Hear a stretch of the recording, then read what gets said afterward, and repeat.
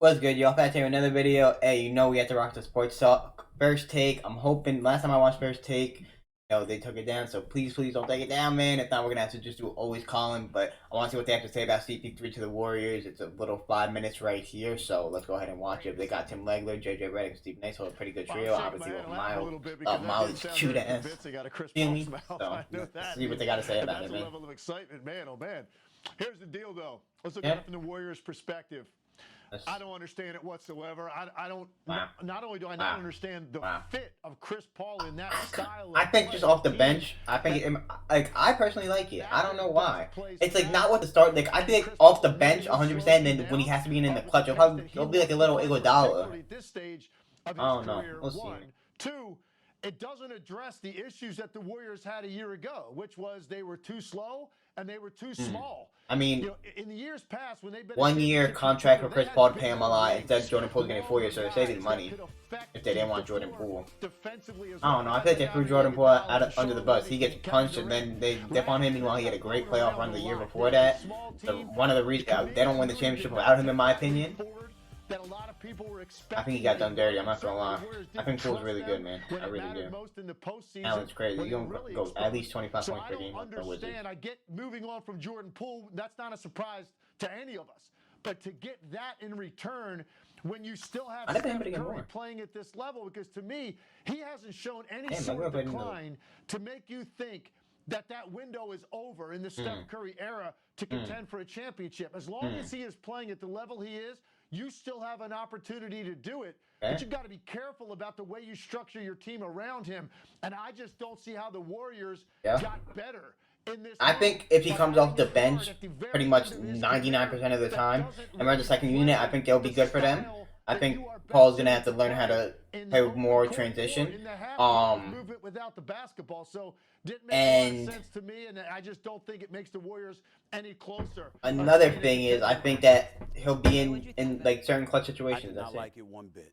And I love me some CP3. I think he's one of the greatest point guards to have ever played this game. I think y'all are sleeping. I think him coming off the bench and then him just being in certain moments. I like this from a basketball standpoint. Let me get the business part out of the way. I don't know. I don't hate it, bro. $400 million in salary. Obviously, this is a business move. It wasn't just a business move. But when you think about the numbers that they've got to deal with and the fact that next year they'll be in a position to get as much as $25 million under the tax. You got to you looking at it from a business perspective and understanding this was primarily a business move. Obviously, Chris Paul's going to get his $30.8 million next year. His salary is not guaranteed. You can do what you want with him. It's a very, very attractive commodity to have in terms of moving a contract down the line before the trading deadline, or dare I say even next summer. So all of those things played a role, not to mention the fact in their mind, Chris Paul is going to be somebody that stabilizes their second unit from the standpoint of being on the court